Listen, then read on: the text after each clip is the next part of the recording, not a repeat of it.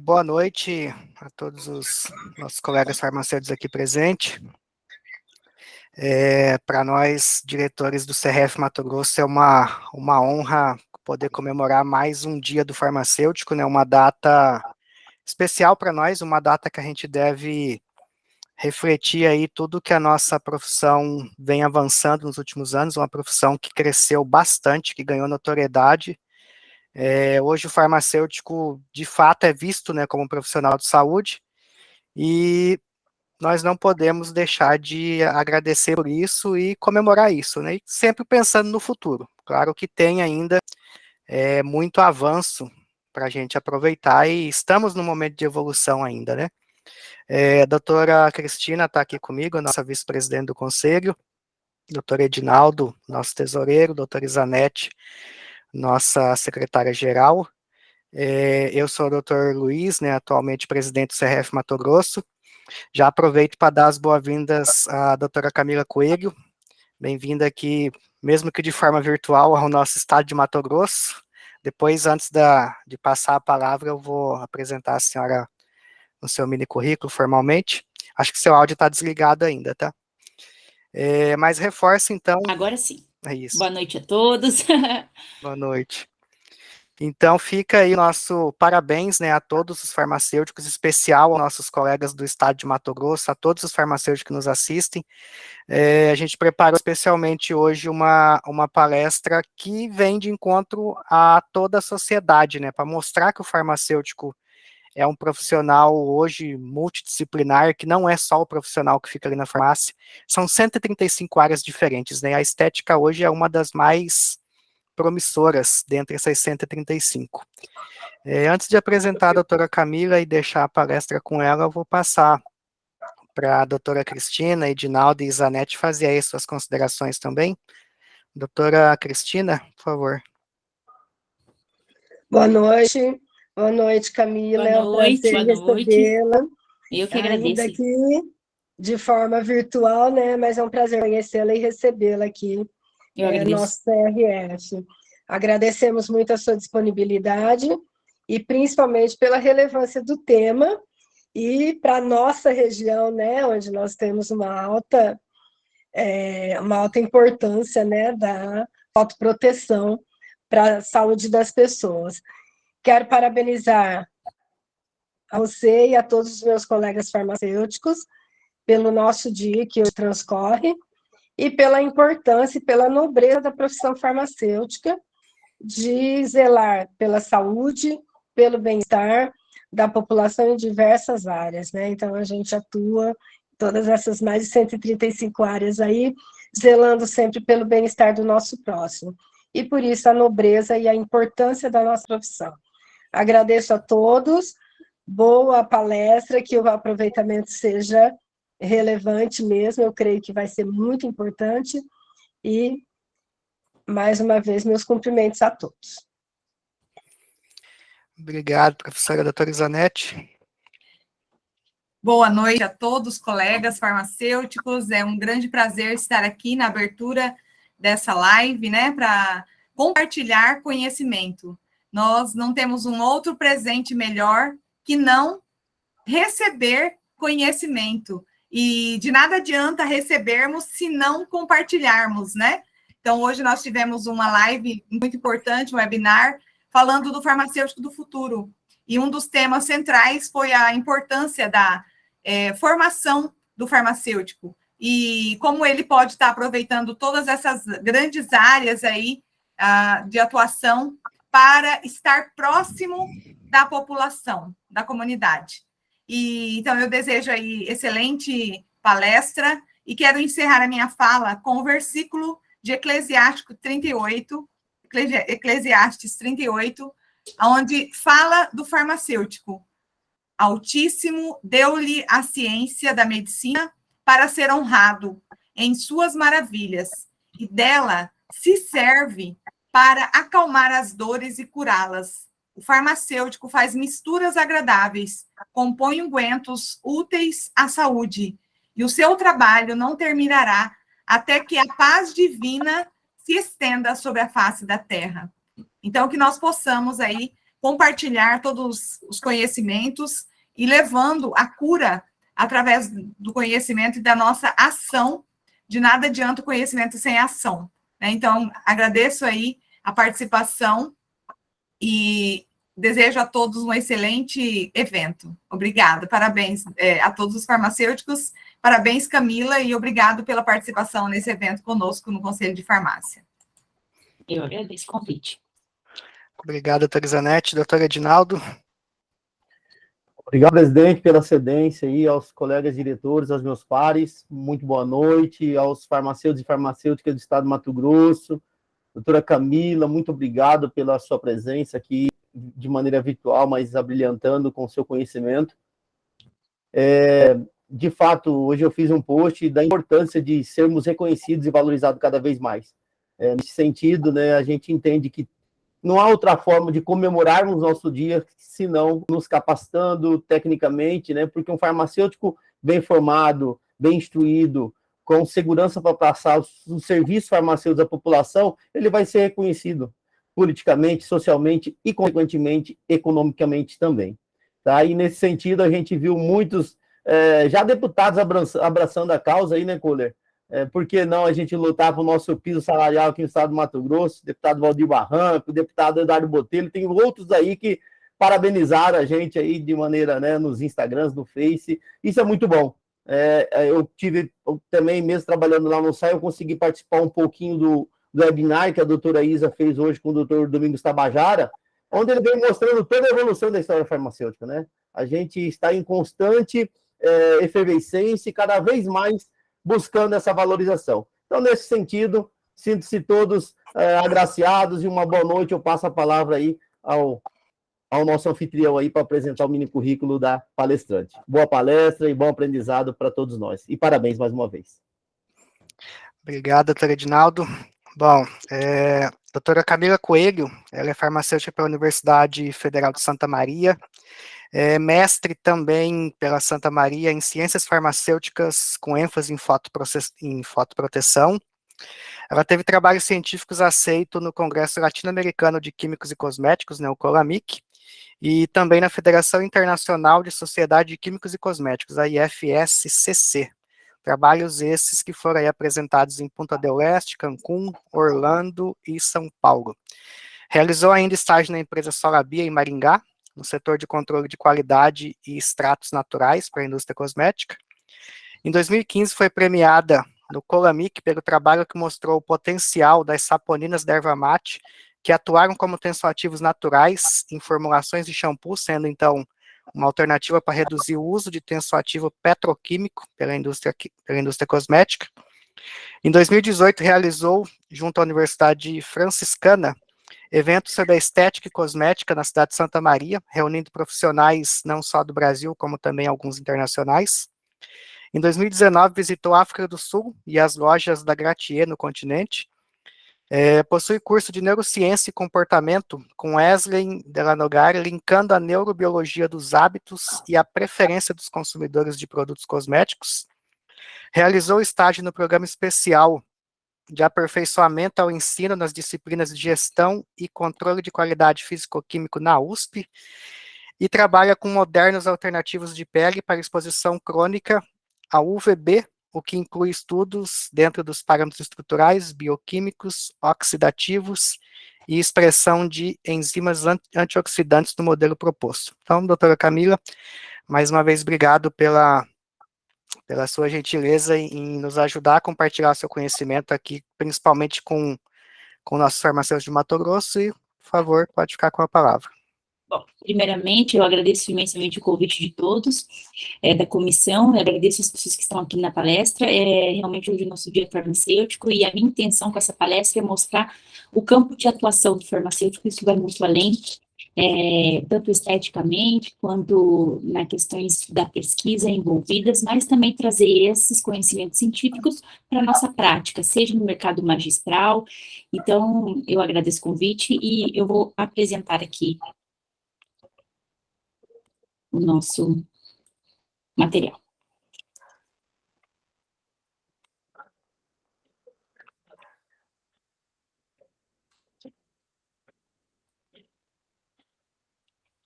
peço, estão todos conseguindo visualizar? Tá tudo certo?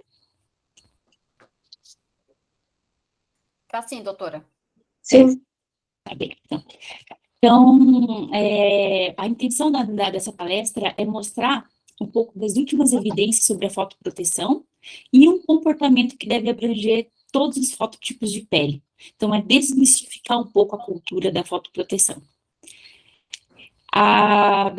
Meu currículo já foi apresentado, mas a minha última experiência com esse tema envolveu a segurança e a eficácia fotoprotetora de formulações desenvolvidas no laboratório contendo filtros físicos, que são as nanopartículas de óxido de zinco.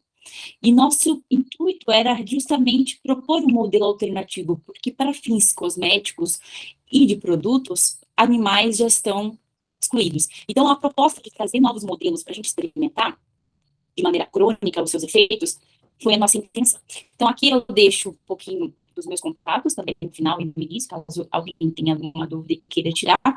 Então, de maneira geral, o meu trabalho foi fazer com que as peles que seriam de abdominoplastia descartadas para o lixo hospitalar fossem usadas como modelo para predizer o comportamento do estresse oxidativo induzido pela radiação ultravioleta.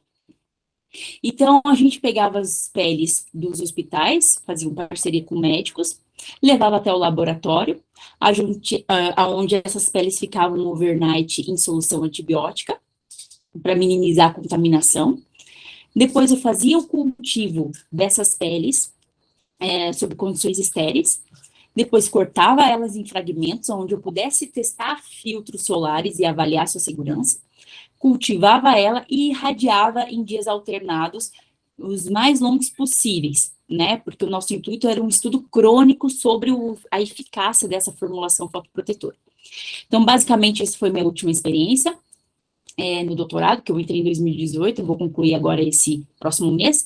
Então, fica aqui um pouquinho da minha trajetória. E com isso, a gente tem uma correlação com as medidas preventivas e a base do conhecimento da fotoproteção. Então, é uma correlação linear. A base do conhecimento vai evoluindo e as medidas preventivas com isso também precisam ser desmistificadas e incluídas novas. Entre os tópicos abordados, eu vou utilizar o Brasil, né, como sua localização geográfica, população étnica e mercado cosmético de fotoproteção, um breve histórico sobre a história da fotoproteção ou da formulação fotoprotetora, fisiologia da pele e o processo de melanogênese, fototipos de pele e as principais diferenças estruturais e moleculares entre a pele clara e a pele escura, sol e a pele, né, tem os seus benefícios e seus malefícios também, fotoenvelhecimento e as desordens pigmentares, muito comum em fototipos mais altos, e a fotoproteção, por fim, um hábito que deve abranger a todos.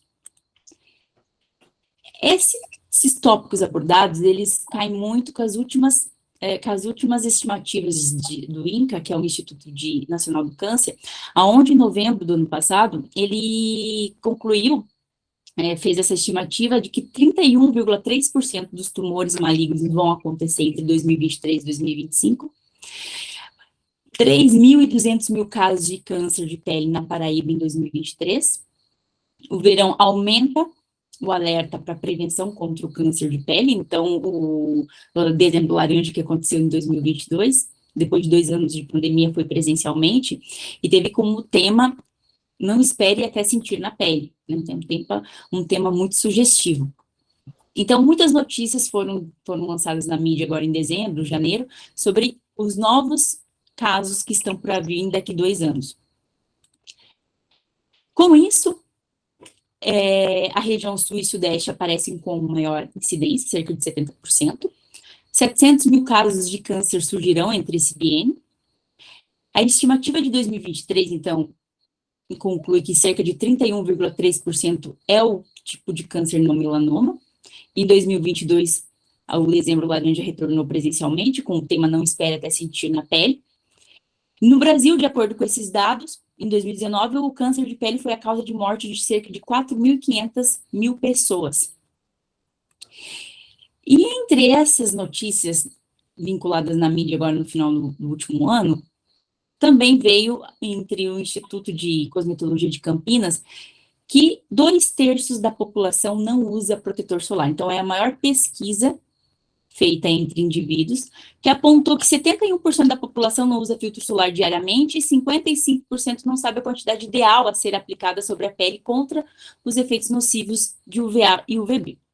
Então, essa pesquisa entrevistou 1.871 pessoas em 27 estados, onde, como resultado, ela concluiu que FPS 30, 50 e 60 são os preferidos dos usuários, 57% dos quais utilizam protetor solar não reaplicam o filtro, 52%, mais da metade da população não usa em dias nublados, 46% se expõe ao sol apenas pela manhã por acreditar ser o horário mais seguro, 12% utilizam roupas como barreira de proteção solar e 10% apenas consultam o dermatologista para indicação do melhor filtro.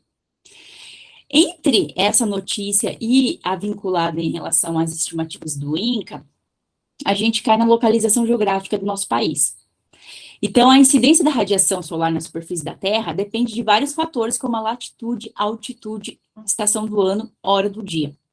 Então, a radiação, quanto mais próxima ao Equador, é maior, sendo que a cada grau de latitude em direção ao Equador acrescentam-se 3% da incidência da radiação solar, e essa medida é feita pelo índice ultravioleta, né? Então, que é uma medida da intensidade da radiação ultravioleta que incide sobre a Terra e representa o máximo diário de radiação ultravioleta. Então, no período referente ao meio-dia solar é o horário de máxima intensidade da radiação UVB. Então, o Brasil, ela apresenta altos índices ultravioleta, que se correlacionam com o fato de 2/3 não usarem protetor solar e terem quase 31% da estimativa pelo INCA de novos casos, né, do câncer de pele não melanoma. Então, assim, são resultados preocupantes, visto da nossa localização geográfica, e que respaldam a importância da fotoproteção. Então, a cada 300 metros acima do nível do mar, somam-se mais 4% na sua incidência. A radiação, ela é maior, mais incidente. A radiação ultravioleta é mais incidente entre as 11 e as 4 horas. Então, a exposição deve-se evitar. No entanto, essa estimativa do índice ultravioleta, né, que deve-se evitar nesse horário, corresponde à radiação ultravioleta B, da faixa B, que é de 280 a 315 nanômetros. No entanto, como é visto nesse gráfico, a radiação ultravioleta A, ela incide durante todo o dia. E muitas pessoas, culturalmente, levam a crer que o FPS, que se refere ao UVB, é o único fator importante na fotoproteção. Então, o UVB das 10 às 16 horas, e a ultravioleta B incide durante todo o dia.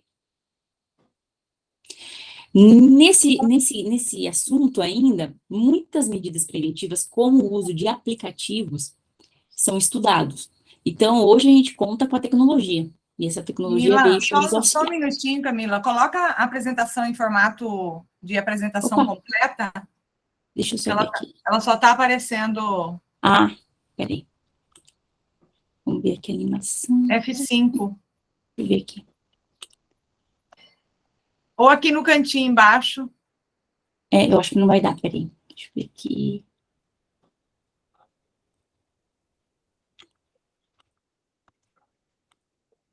F5, que daí já vai.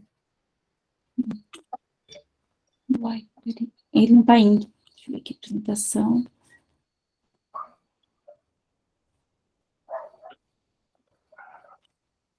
Vamos ver. Aí. Acho que agora foi, né? Foi. Certo. Obrigada. Agora tá. Nada. Então, assim, em relação às tecnologias aliadas a medidas fotoprotetivas, muitos estudos científicos estão usando como avaliação um aplicativo, o Sun4Health.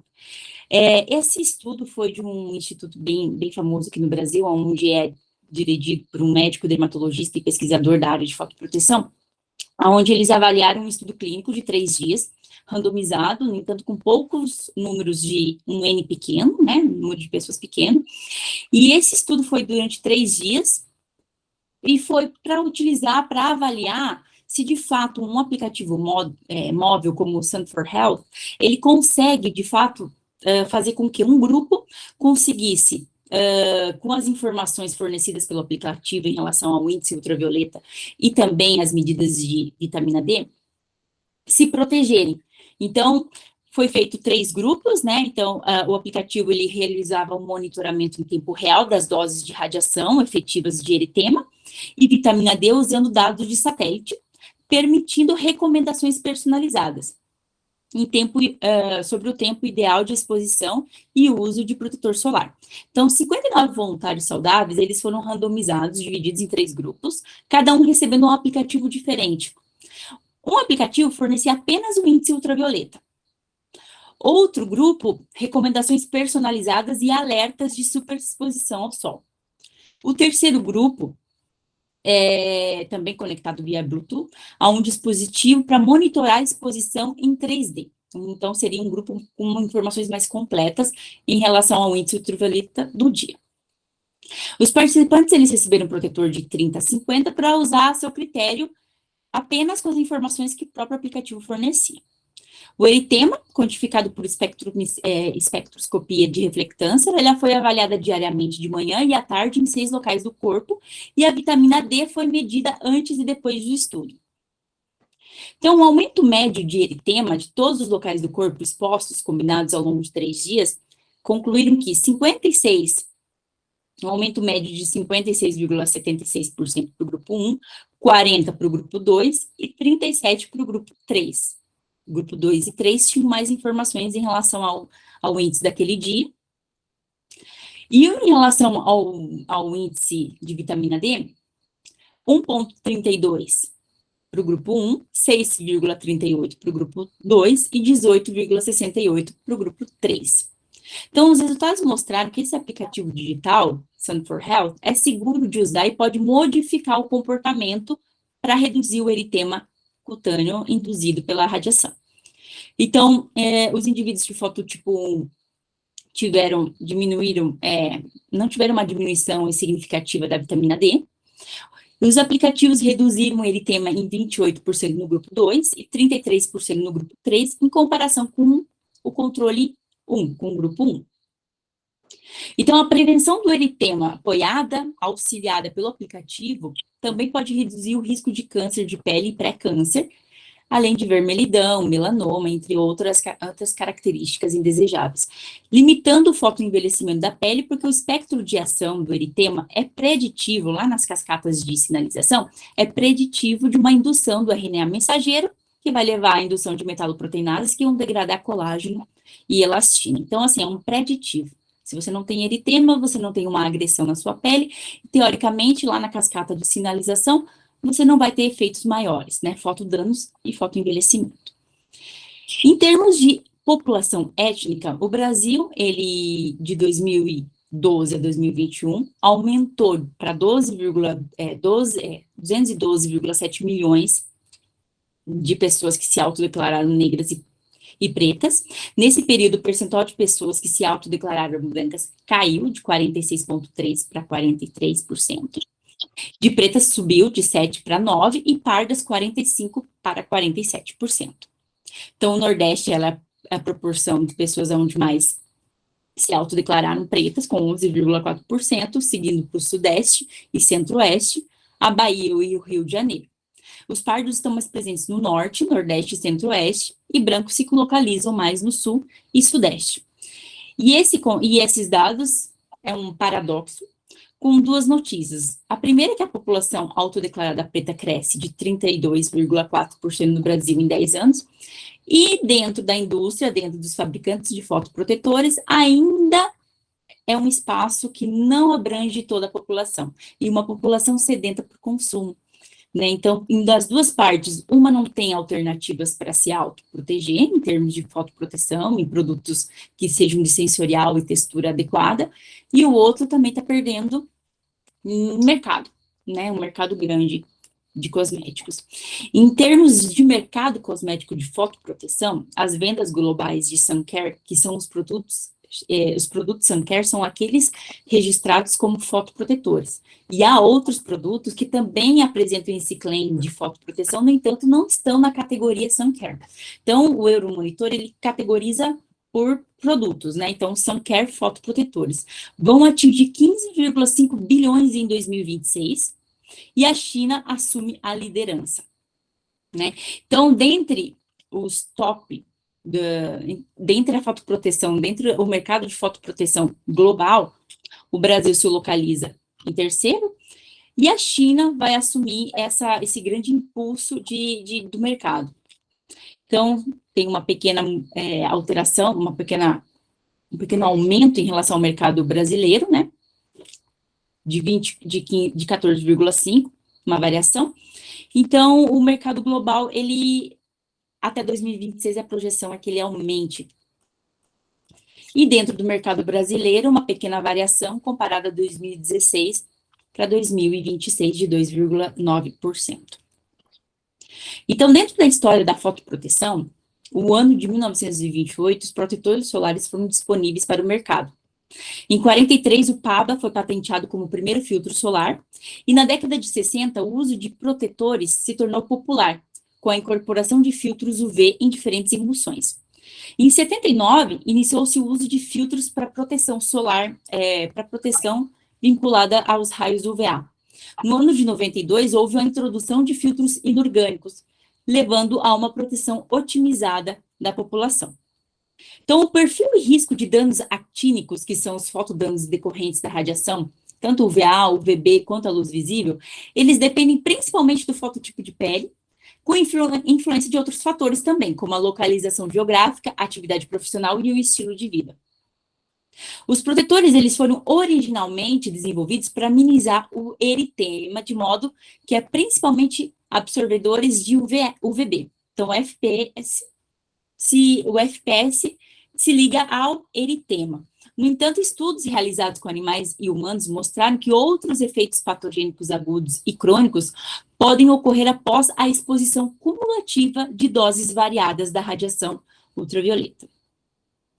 Nesse sentido, inicialmente, a história da fotoproteção ou dos fotoprotetores estava vinculada a caucasianos, né, as peles mais claras, fair skin, ou de 1 a 3, fototipo, e para queimadura solar. Só que, no entanto, hoje, os fotoprotetores, eles estão saindo de um nível de skincare para serem protagonistas.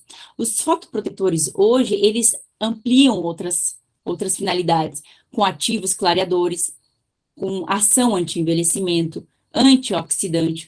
Então, eles estão se tornando, culturalmente, um item indispensável, assim como escovar os dentes. Então, hoje, o fotoprotetor não é apenas para evitar a queimadura solar decorrente da radiação ultravioleta B. Hoje, o espectro de ação de um fotoprotetor está incluindo todos esses claims. E a população negra parda, ou dark skin, como é usada na literatura científica, de fototipos 4 a 6, culturalmente acreditam que a fotoproteção natural as protege. No entanto, não é isso que os dados científicos vêm mostrando. Quando você pega a radiação solar que incide sobre a Terra, você tem aproximadamente 100 miliwatts por centímetro quadrado. Isso corresponde a 6,8% da radiação ultravioleta, sendo 0,5% UVB e 6,3% UVA. 38,9% a radiação visível e 54% a radiação infravermelha. O UVC, ele é completamente absorvido pela camada de ozônio e, portanto, não vai atingir a superfície da Terra. 90% do UVB é absorvido pelo ozônio e 0,5% passa. O UVB, ele passa para a atmosfera sem quase ser absorvida. Por isso, naquele gráfico, durante todo o dia, você tem uma incidência do UVA, que é, no fotoprotetor, ele está como o PPD, que é 1/3 do FPS. Então, em termos de UVA, você tem as de UVA longo, UVA curto. Consequentemente, a depleção da camada de ozônio, ela tem levado a um substancial aumento da transmissão da radiação solar à superfície da Terra. Então, devido a outras causas ambientais, como aquecimento global, essa estimativa vai mudar com o tempo. Então, o espectro solar, ele consiste na distribuição das ondas eletromagnéticas visíveis e não visíveis que atingem a Terra. A radiação infravermelha, ela é sentida na forma de calor, A visível através das cores detectadas pelo sistema óptico e a ultravioleta através de reações fotoquímicas. Então, uma vez a radiação solar atingindo a Terra naquelas porcentagens mencionadas anteriormente, você vai ter cada faixa de radiação vai atingir a pele de maneira diferente e, consequentemente, vai levar a um dano diferente. Então, de maneira bem simplificada, o espectro de radiação eletromagnética é dividido em não visíveis e visíveis. Dentro dos não visíveis, você tem o UVC, que não passa para a Terra, o UVB e o UVA. Então, o UVB de 280 a 315, o UVA de 315 a 400, visível de 400 a 700 nanômetros e infravermelho de 700 nanômetros a 1000 nanômetros. Cada uma dessas faixas de radiação vai atingir a nossa pele de maneira diferente e em camadas diferentes. O UVB atinge a camada superior da epiderme. O UVA até a junção dermo-epidérmica, atingindo um pouco a derme. E luz visível, bem profundo, a derme. Então, vai depender do comprimento de onda e da frequência de exposição.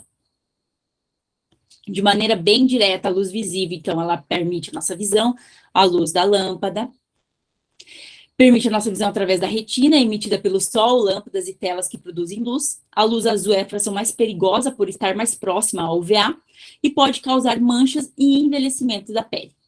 Então, luz visível, ela atinge praticamente até a profundidade da derme.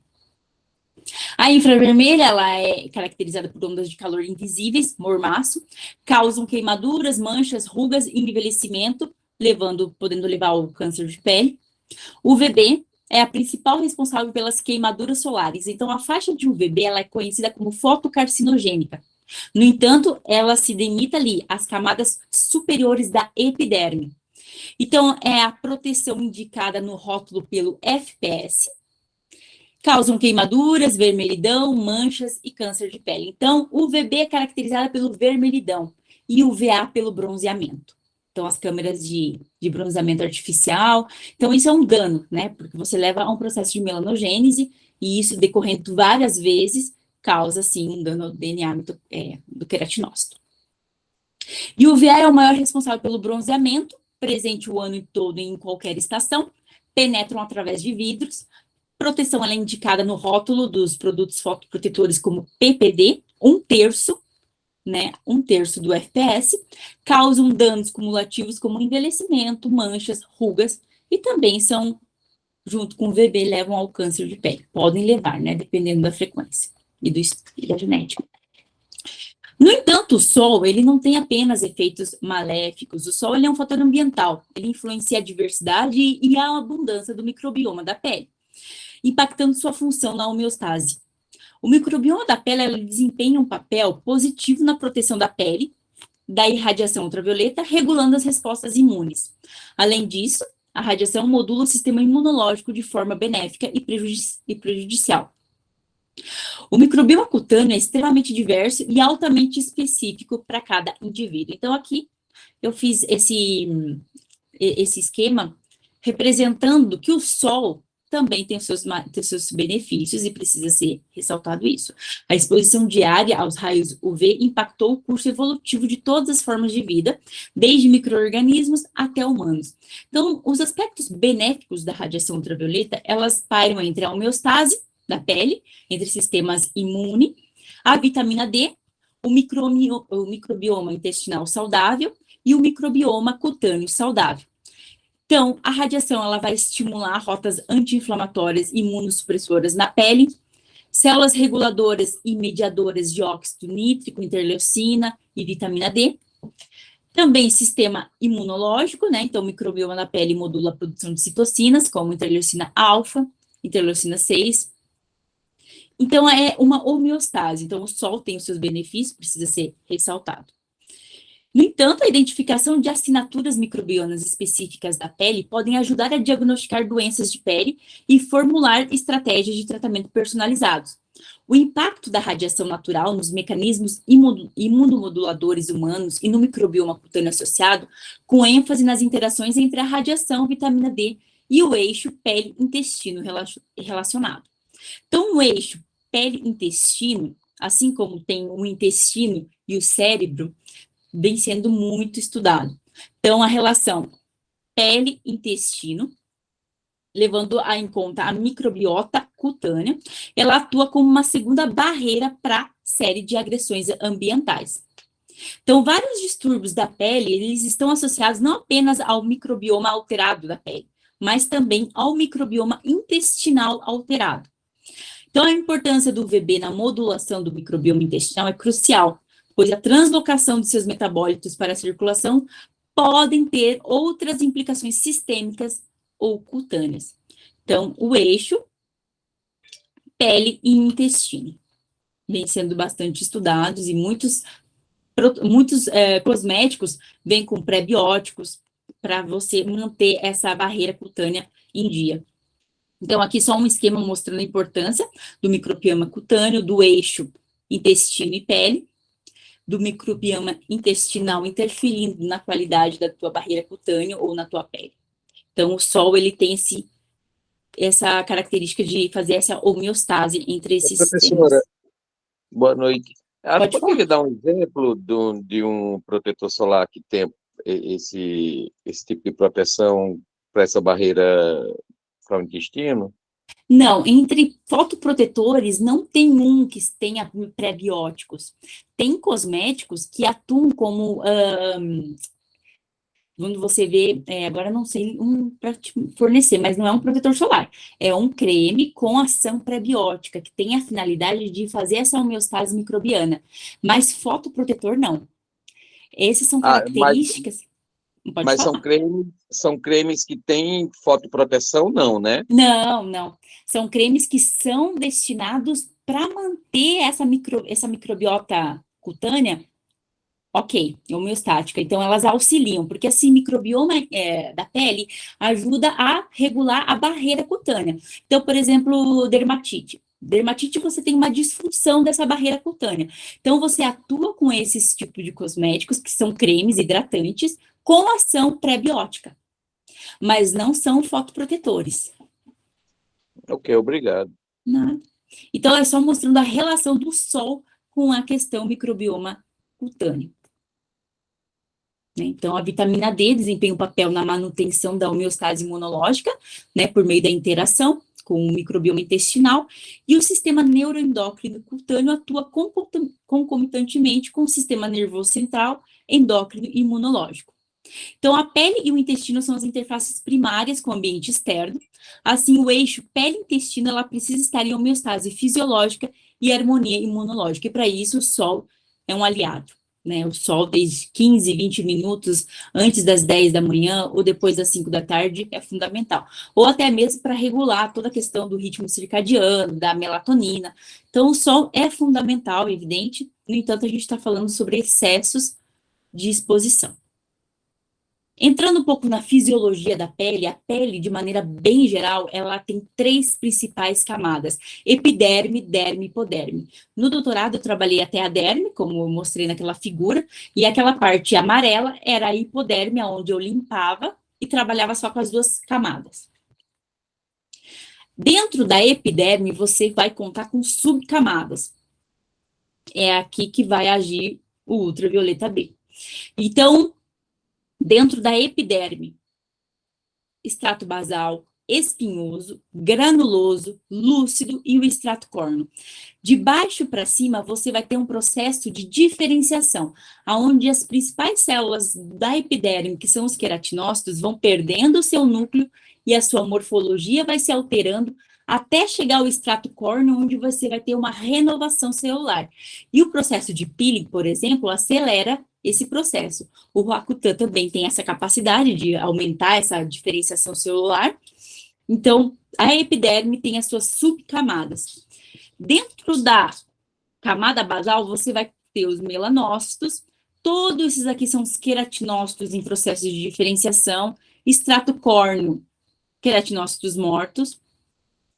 Células de Merkel, grânulos lamelares. Então, você vai ter um processo de diferenciação da questão da queratina, até ficar aquela parte queratinizada aqui em cima, onde você vai esfoliar. Então, a epiderme tem subcamadas. Dentro do processo de fisiologia, fotoproteção e depois desordens pigmentares, é de suma importância entender de fato como funciona o processo de melanogênese, porque muitos ativos do mercado vão atuar em vias para minimizar as manchas, seja melasma ou seja hiperpigmentação pós-inflamatória. Então, o processo de melanogênese é a produção de melanina e ela ocorre de maneira fisiológica. Quando você se expõe ao sol, você leva a um dano de uma proteína que está dentro dos queratinócitos, dentro dos núcleos dos queratinócitos. Então, queratinócitos são as principais células da epiderme. No seu núcleo, você tem a P53. O dano à irradiação, quando bate nos seus queratinócitos, leva a um dano da P53. Essa P53 ativada, ela vai clivar um precursor hormonal, próprio melanocortina. Essa própria melanocortina, ela vai sair do núcleo, vai para o citoplasma dos queratinócitos, aonde ela vai sintetizar subprodutos, beta-endorfina e o alfa-MSH, que é o hormônio estimulante de melanócitos. Os melanócitos que estão lá na camada basal, quase ali perto da herme, tem um receptor para esse alfa-MSH. Esse alfa-MSH vai se ligar nesse receptor por uma via de AMP cíclico nos melanócitos, vai induzir a transcrição do principal fator de transcrição associado ao processo de melanogênese. Então, todas essas etapas que eu falei agora, tem ativos no mercado que vão atuar, niacinamida, tiamiadol, inibidores de tirosinase. Então, são vias que é de suma importância para quem trabalha com o mercado magistral, principalmente para você dar para o seu público, para o seu consumidor com manchas alternativas, porque quando você vai ver no mercado, e mercado muito já consagrado, esses produtos clareadores, com niacinamida, com tiamiadol, você não paga menos de 150, de 190, e nem todos têm acesso. Então, levando em consideração a pesquisa que aconteceu lá no Instituto de Cosmetologia, lá em Campinas, em dezembro, uma das causas, um dos grandes fatores do uso de fotoprotetor ser muito reduzido na população, se deve ao custo. Então, infelizmente, muitas pessoas não têm acesso a isso. Se expõem sem saber, e muitas têm o problema de melasma ou hiperpigmentação pós-inflamatória, que existe uma questão psicossocial em cima. Então, é questão não apenas estética, mas também de futuro câncer ou de estímulo a doenças mais graves, que poderiam ser evitadas com o uso de fotoprotetor desde que fosse acessível a todos, e também as manchas decorrentes dessa exposição por ativos muito mais acessíveis do que os do mercado, como o Eucerin, como entre outras marcas de dermocosméticos, muito caras. Então, desde que esse fator associado à microftalmia seja transcrito aqui no núcleo dos melanócitos, ele vai induzir nos melanossomas, que são vesículas contidas nos melanócitos, a pigmentação da pele. Então, aí você vai ter o surgimento de manchas. Dentro dos melanossomas, esse fator de transcrição ligado à microftalmia no núcleo dos melanócitos vai induzir a melanogênese. O que ele vai fazer? Ele vai transcrever, então, tirosinase, que é a enzima que a hidroquinona, por exemplo, vai atuar. São inibidores de tirosinase. Lá no melanossoma, a tirosinase, ela vai hidroxilar a tirosina em L-dopa até formar a eomelanina, felmelanina. E aqueles grânulos de melanina, eles vão ser transferidos para os queratinócitos. Então, de maneira fisiológica, a melanina, quando você se expõe à irradiação, ela tem a finalidade de produzir esse pigmento que vai formar como se fosse um guarda-chuva nos queratinócitos, numa região supranuclear. Então, a melanina protege o núcleo dos queratinócitos, forma como se fosse um guarda-chuva em cima desse núcleo, protegendo a tua pele. Quando acontece de maneira muito desacerbada, descontrolada, você leva à formação de melasma. Quando você tem uma quebra daquela barreira lá da membrana basal dos melanócitos, o melanócito fica para baixo, que a gente chama de melanócitos em pêndulo. Esse melanócito em pêndulo vai fazer com que o pigmento caia para a derme. Aí você tem o melasma dérmico, que é muito mais difícil de ser tratado. Então, são vias necessárias para quem trabalha principalmente com o mercado magistral, para dar alternativas ao teu cliente, ao teu consumidor, fidelizar. Então, lá na frente eu vou mostrar uma foto minha, inclusive, porque eu tenho isso, então eu sei o quanto eu relutei, vou atrás e pesquiso para encontrar a solução que resolve o meu problema, e muitas pessoas não têm essa alternativa.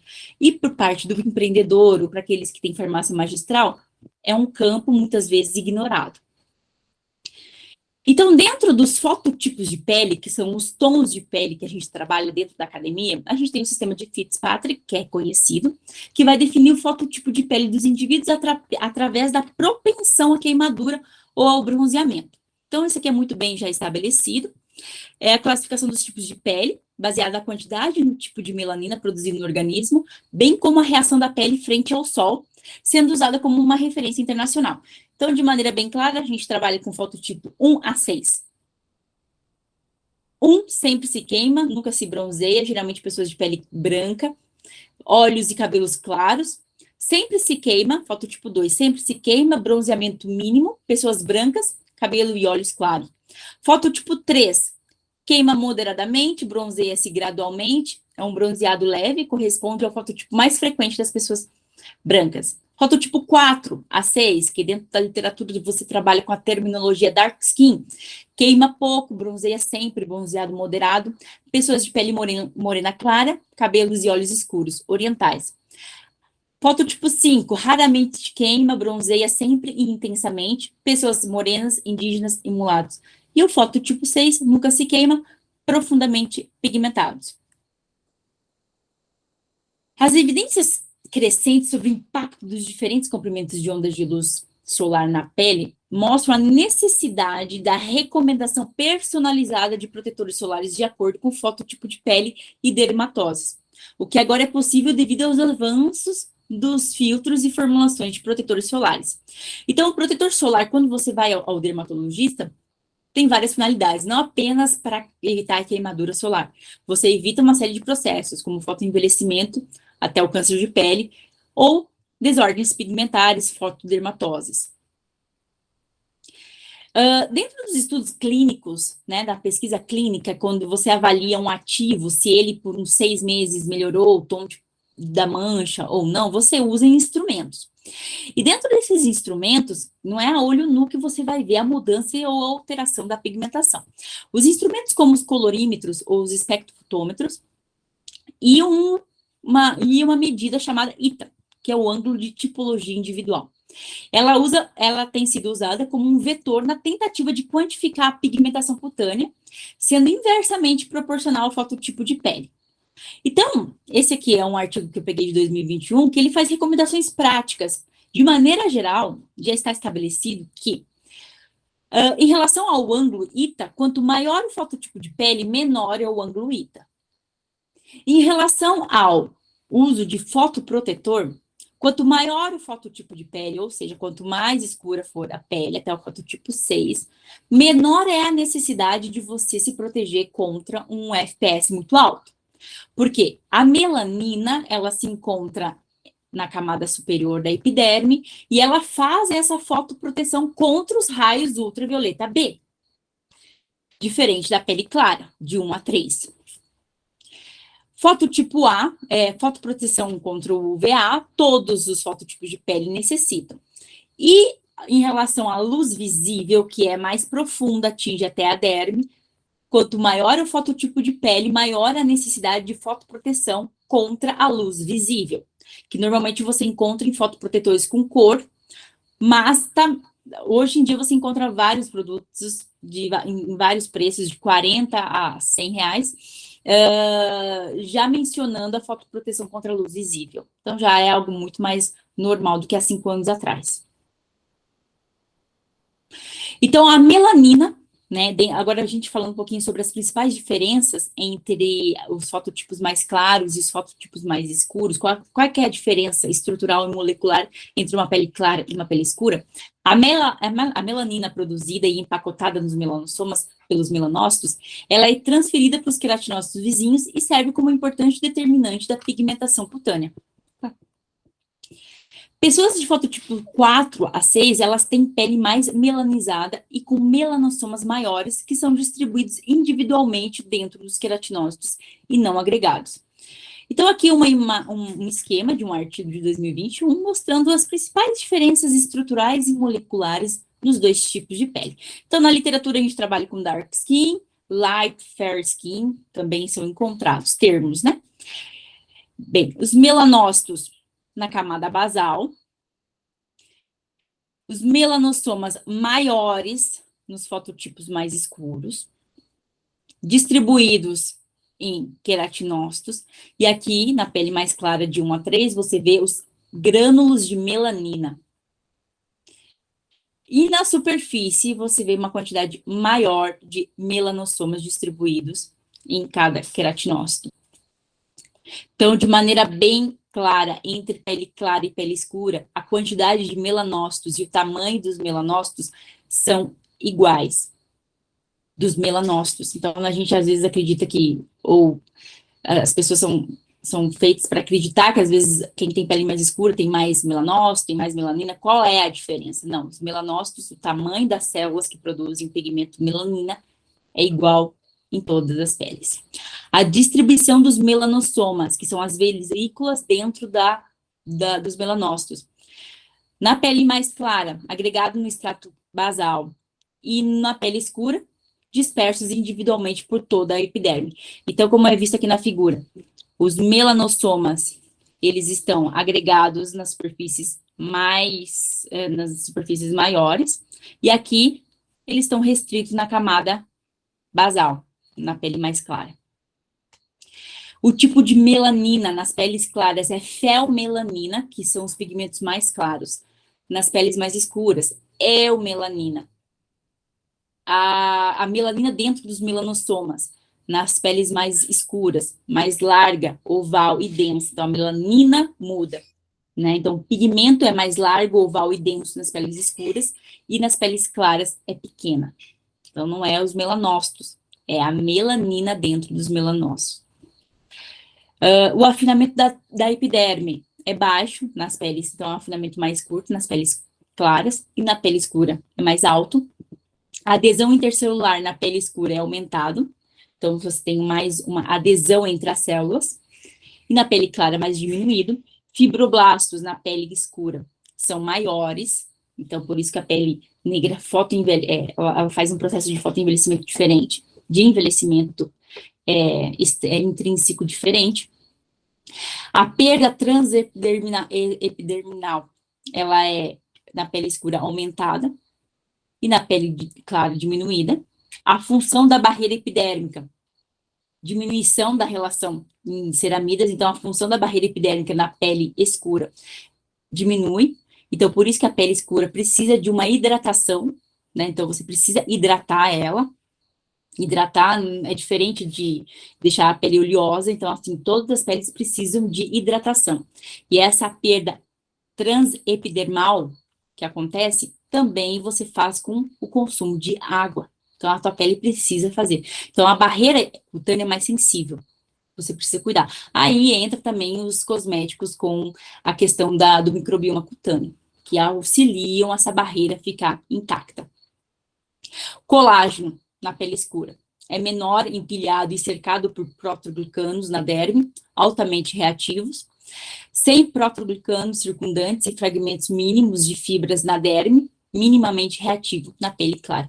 E o fator de proteção natural da pele escura está em torno de 13,4 e a pele clara 3,4. Então, a fotoproteção da pele mais escura, de fato, existe, mas em relação ao UVB. Então, como a melanina está mais em cima, nas camadas superiores da epiderme, ela confere uma fotoproteção natural. Isso não exclui a necessidade de fotoproteção por parte das pessoas de fototipo mais alto, porque a gente conta ainda com a luz visível, conta com o infravermelho e conta com o UVA. Então, a pele escura é mais propensa à pigmentação da pele, melasma e hiperpigmentação pós-inflamatória, enquanto que a pele clara é mais propensa a queimaduras solares, dano ao DNA, câncer de pele, fotoenvelhecimento e lentigo solar. São as principais questões indesejáveis num fototipo mais claro e um fototipo mais escuro. Dentre os estudos clínicos, né, de 2019, mostrando o fotoenvelhecimento nos diferentes fototipos de pele, é um estudo, em primeiro lugar, difícil de acontecer, né, porque você precisa trabalhar com um grupo de pessoas e por um tempo de 6 a 1 ano. Então, não são fáceis. Na USP, lá, os laboratórios vizinhos trabalhavam com estudos clínicos, ou até mesmo terceirizados para empresas, e não é algo muito simples de se fazer. Então, você não vai encontrar um N muito grande, você não vai encontrar muitos trabalhos na literatura. Porém, esse aqui de 2019, ele avaliou as alterações de pigmentação associadas ao fotoenvelhecimento num grupo étnico, os hispânicos. Durante o processo de envelhecimento, foi relatado que as maiores preocupações das mulheres hispânicas eram o tom amarelado e o embotamento da pele. Outras preocupações incluíam a acne, tom irregular, manchas e marcas de pigmentação, olheiras e cicatrizes, que eram características indesejáveis pela maior parte dos grupos étnicos. Esse estudo avaliou a progressão do envelhecimento de uma mulher de 40 anos, com tipos de pele 4, durante um período de 15 meses na região de Los Angeles, nos Estados Unidos. A primeira imagem, você vê, foram tiradas no mês de inverno, demonstra um tom mais claro, com textura de pele mais uniforme. A figura, ela mostra de 10 a 15 meses um aumento da pigmentação, da vermelhidão, um desnivelamento da cor da pele e o início de aparecimento de tons escuros e manchas. Num estudo assim, nunca se é feito apenas com uma visão do pesquisador. O ângulo ITA é bastante usado, então você acaba tendo resultados mais fidedignos. Então, ao realizar a avaliação clínica da pele ou mudança de cor sob condições fisiológicas ou patológicas, várias metodologias foram adotadas para ajudar a definir e acompanhar a progressão. Então, o ângulo de tipologia individual, o ITA, determina os valores. Então, é um aparelho que ele mesmo já dá seu ângulo, e por meio de uma classificação, você consegue ver se houve progressão dessa cor, dessa pigmentação na pele ou não, uma regressão quando é uso com fotoprotetor ou com algum ativo que você esteja experimentando. Então, os valores e categorias de ITA correlacionaram-se bem com o conteúdo de melanina da pele, com base na medição no mexâmetro. Então, outros autores já utilizaram esse ângulo de tipologia individual e ele é muito bem conceituado dentro da pesquisa clínica de pigmentação cutânea.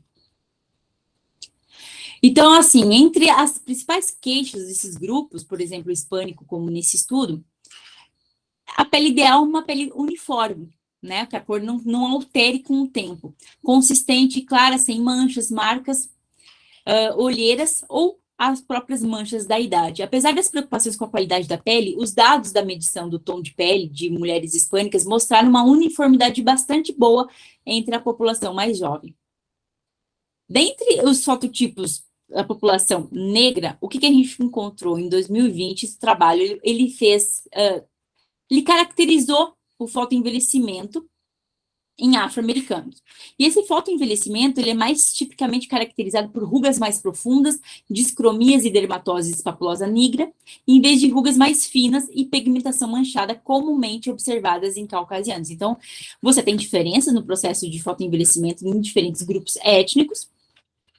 Nesse estudo em questão, então, você consegue observar pelas figuras uma mulher negra, porém sem nenhum dano observado. Nessas duas imagens, um dano leve, um dano moderado grave e um dano grave.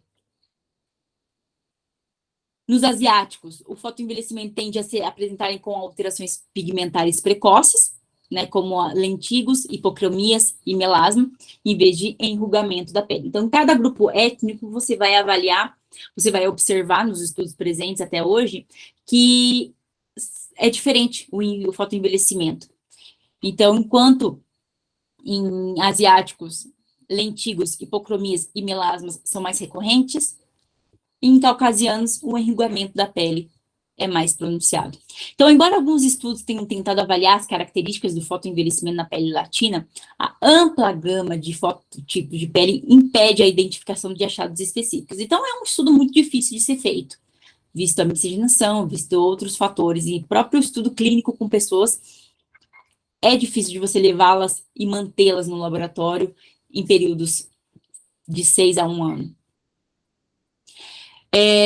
Esse estudo de 2022 mostra a diferença entre o fotoenvelhecimento em indivíduos de etnias africanas e hispânicas, para ilustrar. Então, aqui na figura A, você tem uma mulher hispânica de 46 anos, e as suas principais características de fotoenvelhecimento incluem a perda de volume subcutâneo, periorbital e perioral, e lentigos solares. Na figura B, você vê uma mulher hispânica, não branca, de 50 anos, com rítides estáticas, aqui na testa, e na glabela, que é aqui, no meio.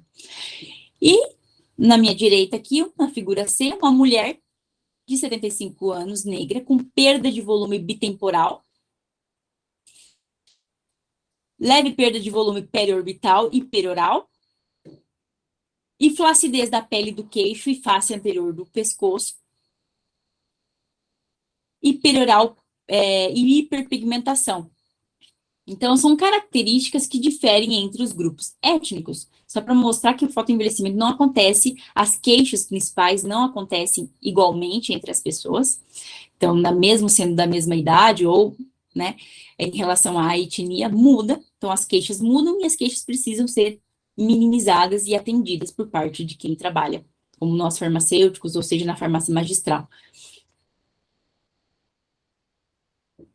Dentro do fotoenvelhecimento e radiação ultravioleta, você trabalha com o termo expossoma da pele, porque não é apenas a radiação que implica em processos de fotoenvelhecimento ou estresse oxidativo. Você tem uma série de fatores que também contribuem, como a etnicidade, fatores endócrinos, sexo, poluição, luz visível, infravermelho e fototipo de pele. Todos esses fatores dentro do expossoma da pele, que é um termo que é usado, influenciam no processo de fotoenvelhecimento. Não é apenas a radiação ultravioleta. Então, espécies aeróbicas, nós produzimos radicais livres. Questão fisiológica, radicais livres, quando produzidos de maneira homeostática, são essenciais. Quando a gente fala em fotoenvelhecimento, a gente está falando de sucessivas exposições a fatores que a gente considera o expossoma da pele. Poluição, estresse, radiação. De maneira crônica, esse fotoenvelhecimento vai ser induzido por um estresse oxidativo. Então, a gente produz nas nossas células, nas mitocôndrias, radicais livres. Esses radicais livres, eles são minimizados, são combatidos pelo nosso próprio sistema endógeno com antioxidantes enzimáticos e não enzimáticos. Então, uma grande porcentagem das espécies reativas de oxigênio formadas dentro das células é produzida nas mitocôndrias como consequência do vazamento de elétrons, né? Na questão da produção de ATP, de energia, lá nas fases do processo de formação do próprio ATP na cadeia de transporte de elétrons. É natural. Quando ocorre um desbalanço, ou seja, um aumento por parte, por exemplo, da radiação ultravioleta, você se expõe todo dia de maneira irresponsável, sem adequada fotoproteção. Vai levar a um aumento desse estresse oxidativo, de radicais livres. O nosso organismo conta com enzimas antioxidantes, como a sódia, a superóxido dismutase, que vai quebrar o ânion superóxido formado pelo oxigênio molecular. Então, o primeiro radical livre formado, o ânion superóxido. A gente conta com a sódia, que é a superóxido dismutase.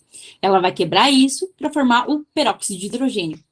Peróxido de hidrogênio é um outro radical livre que, quando em excesso, leva a toda a cadeia de peroxidação lipídica, de dano ao DNA. No entanto, a gente conta com enzimas como a catalase e a glutationa peroxidase que vão acabar com esse peróxido de hidrogênio, levando à homeostase. Então, todo esse sistema antioxidante endógeno está em equilíbrio. né? Tá em equilíbrio, em questões homeostáticas. Quando você se expõe muito à radiação, você eleva os radicais livres e diminui esse sistema. Então, às vezes, você usa o fotoprotetor que vai estabelecer isso aí. Então, o fotoprotetor, sim, tem antioxidantes que vão equilibrar esse processo todo. Quando você usa antioxidantes orais ou quando você usa tópicos como a melatonina, você também auxilia. Então, mais para frente, eu vou falar sobre esses coadjuvantes, né, que nos auxiliam a diminuir a produção do ânion superóxido, de uma série de radicais livres. Radical hidroxil, que é o principal radical, é o mais danoso, que vai levar à formação de peroxidação lipídica, que vai danificar toda a nossa membrana. Então, radical hidroxil, ele é o nosso radical mais perigoso, o ânion superóxido é o primeiro a ser formado. Então, as espécies reativas de oxigênio na pele, elas também podem ser induzidas extrinsecamente, como ultravioleta A, B, luz visível, espectros infravermelhos, poluentes, estresse psicológico. Os seres humanos possuem um sistema de defesa antioxidante inato, composto por diferentes enzimas antioxidantes como a SOD, a catalase, a glutationa peroxidase. E também conta com moléculas menores como os antioxidantes não enzimáticos, como a glutationa, o ácido ascórbico, tocoferol, que vão neutralizar os radicais. No entanto, quando ocorre um excesso de produção de radicais livres, leva, então, ao conhecido processo de estresse oxidativo. Então, a radiação ultravioleta aqui é um esquema, só para exemplificar, que quando a gente se irradia, quando a gente se expõe à irradiação, seja de maneira crônica, a radiação ultravioleta, ela aumenta nossos radicais livres. Oxigênio singlete, radical hidroxil. Esses radicais livres, eles vão induzir um fator de transcrição que é conhecido como o NF-kappa-beta. O NF-kappa-beta, ele se localiza no citosol, nas nossas células, no citoplasma. E ele está ligado a uma outra proteína quinase que impede que esse NF-kappa-beta vá até o núcleo e transcreva uma série de sinalização que vai levar ao aumento de metaloproteinases. E metaloproteinases são as principais enzimas que degradam o colágeno e a elastina lá na derme. Vai levar a quais características macroscópicas? As rugas e a flacidez. Então, de maneira bem didática ou bem simples de entender, a radiação ultravioleta, ela aumenta os radicais livres. E esses radicais livres podem induzir uma série de fatores de transcrição, uma série de sinalização intracelular que leva às características que a gente vê no fotoenvelhecimento, que são rugas, manchas e flacidez. Então, aparecimento de rugas, aumento da espessura epidérmica, com consequente aumento da desidratação, hiperpigmentação, palidez e perda do tom da pele. Ou seja, é uma pele fotoenvelhecida. Em termos de caracterização histológica de uma pele fotoenvelhecida e de uma pele protegida do sol, a gente vê diferenças bem básicas. Na figura A, uma pele protegida do sol. E na figura B, uma pele exposta à irradiação. A junção dermo-epidérmica que delimita a epiderme da derme, você vê bem delimitada. Na pele exposta à irradiação, você não vê as papilas, ficaram todas retilíneas. Você vê um achatamento dessas papilas, deposição de material basófico amorfo na derme, né, que seriam conhecidos como elastose solar. Então, histologicamente, você consegue ver as diferenças entre uma pele protegida do sol e uma pele exposta. Papilas bem delimitadas, uma junção dermoepidérmica coerente, e aqui totalmente retilínea com elastose solar. Essa figura mostra, de 2012, do jornal, do New England Journal of Medicine, um homem de 69 anos, é um caso clínico, que tem como histórico uma dor gradual, um espessamento assintomático, um enrugamento da pele no lado esquerdo. São as características do histórico desse paciente. No lado esquerdo da face dele, você macroscopicamente consegue perceber hiperqueratose com sulcos acentuados, múltiplos comedões abertos, áreas de elastose nodular. Na análise histopatológica, um acúmulo de material elastótico na derme, formação de mílium no interior dos folículos pilosos, ou glândulas sebáceas, né, que também o mílium pode se originar. Então, esse caso clínico é de um senhor de 69 anos, que há 28 anos era motorista de um caminhão de entrega, e a região exposta, né, pela incidência ali da radiação na janela do caminhão, no lado esquerdo, fez com que isso acontecesse. 28 anos se expondo de maneira sem proteção, até mesmo não era tão disseminado, né, a importância da fotoproteção, porém os raios ultravioleta A fizeram o quê? Um aumento das metaloproteinases e um enrugamento, uma flacidez da região que estava exposta à janela do caminhão. Né? Então, penetrou na epiderme e nas camadas superiores da derme. Então, toda aquela cascata de sinalização, você consegue ver macroscopicamente nesse estudo clínico, né? Nesse trabalho de 2012 publicado, para vocês verem a importância da fotoproteção e que não é apenas uma questão de sinalização intracelular que a gente não consegue ver. São características que vêm com o tempo, e aí tem um dado científico mostrando a influência do VA, 28 anos, sem fotoproteção adequada. Bem, quando a gente trabalha com desordens pigmentares decorrentes da exposição à radiação, a gente tem a influência da luz, que é um grande fator, um gatilho para o processo de melanogênese. Então, ao entrar em contato com o tecido da pele, os fótons da luz, eles podem ser refletidos ou transmitidos difusamente na superfície. À medida que os fótons de luz penetram mais profundamente na pele, os seguintes resultados podem acontecer. Os fótons podem penetrar nas camadas da pele, isso vai depender do comprimento de onda, podem ser dissipados como energia térmica, e nos melanócitos e nos queratinócitos, a gente tem uma proteína acoplada à membrana, que é a opsina 3, tanto em queratinócitos, melanócitos e fibroblastos. Os efeitos da radiação vão depender muito de cromóforos fotossensibilizados, né? E esses cromóforos, que foram fotossensibilizados, eles são encontrados tanto na epiderme quanto na derme. Então, opsinas e cromóforos, eles representam dois locais para a interação desses fótons, que vêm da luz, o que pode levar a umas respostas fisiológicas ou um gatilho para o processo de melanogênese. Então, quando você fala de fototipo 3A6 e a incidência da luz para desordens pigmentares, você fala de uma ativação da opsina 3. Então, quando eu falei ali sobre o processo de melanogênese, aqui está o melanócito. A opsina 3, ela é altamente sensível à luz. A opsina 3 é uma proteína acoplada à membrana dos melanócitos. Então, quando eu falei sobre o alfa-MSH, que é um hormônio estimulante de melanócitos, que ele sai e vai e se liga aos receptores dos melanócitos, já vai induzir um processo de melanogênese, que são a formação das manchas. A luz também consegue ativar a opsina 3, que está acoplada ali na membrana dos melanócitos. E essa opsina 3, o que acontece? Ela vai aumentar o influxo de cálcio para dentro, fazendo toda uma cascata que vai induzir a formação daquele fator de transcrição associado à microftalmia, que é o principal fator relacionado à melanina, as manchas.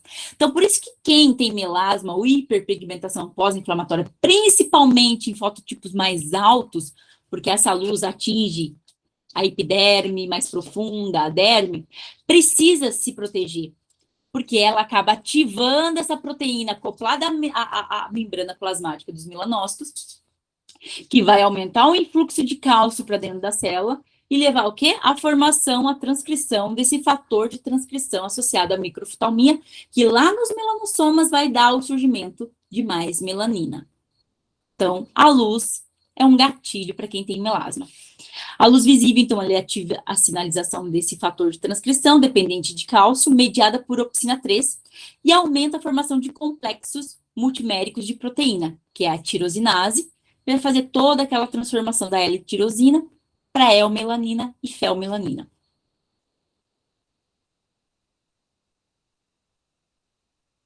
Certo? Então, a opsina 3, só para complementar, então, ela está acoplada à proteína G ali na membrana, absorve a luz visível de comprimento de onda de 415 nanômetros, lembrando que a luz visível é de 400 a 700 nanômetros, e aumenta o fluxo citosólico de cálcio, seguido pela ativação de uma série de quinases e o fator de transcrição, formando mais manchas.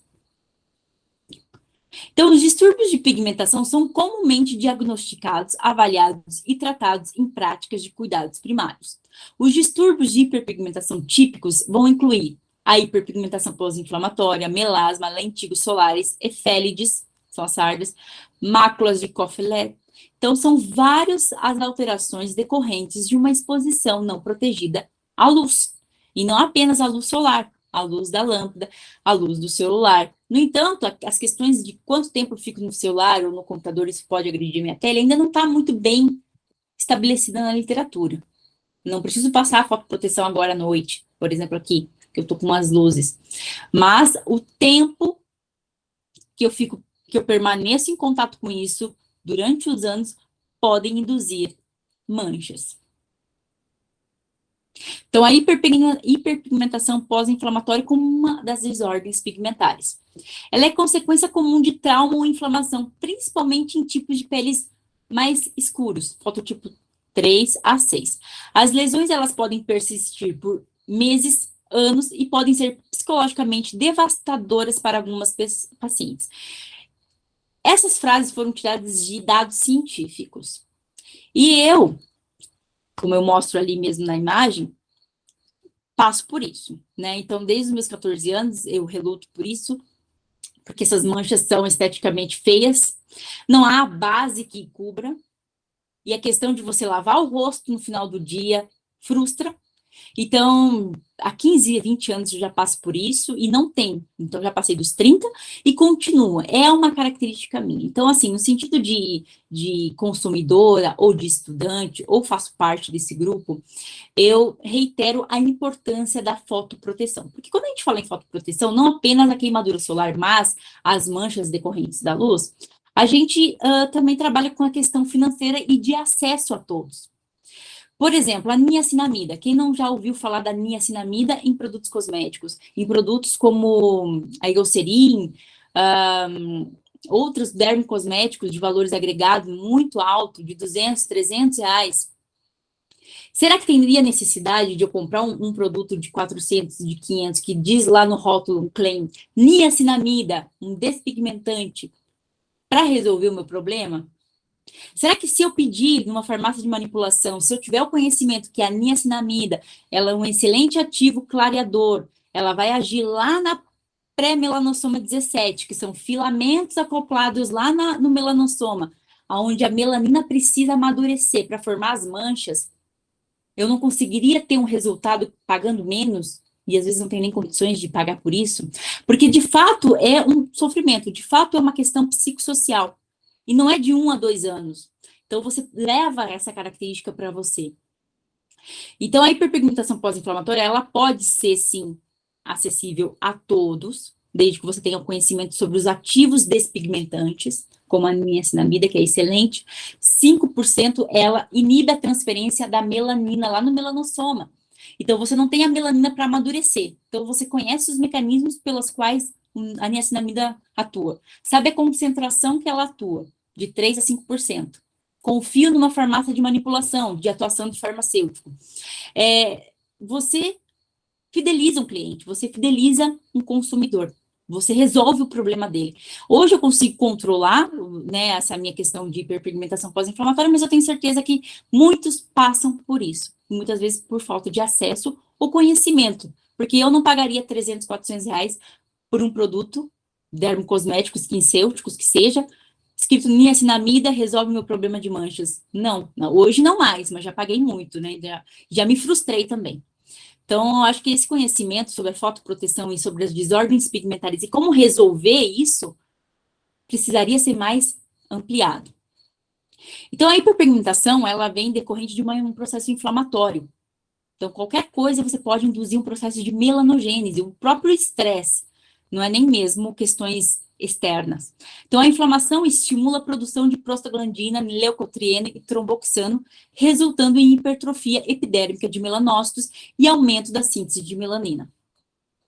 Então, aqui um caso da literatura, nesse de 2022, uma mulher de fototipo 5, também com hiperpigmentação pós-inflamatória na face, cicatrizes hipertróficas após uma cirurgia de abdominoplastia, e o melasma, né? O melasma, ele é uma hipermelanose progressiva, macular e não escamosa, da pele exposta, principalmente à radiação, e ela se encontra em áreas expostas ao sol. Então, melasma se encontra em regiões expostas ao sol.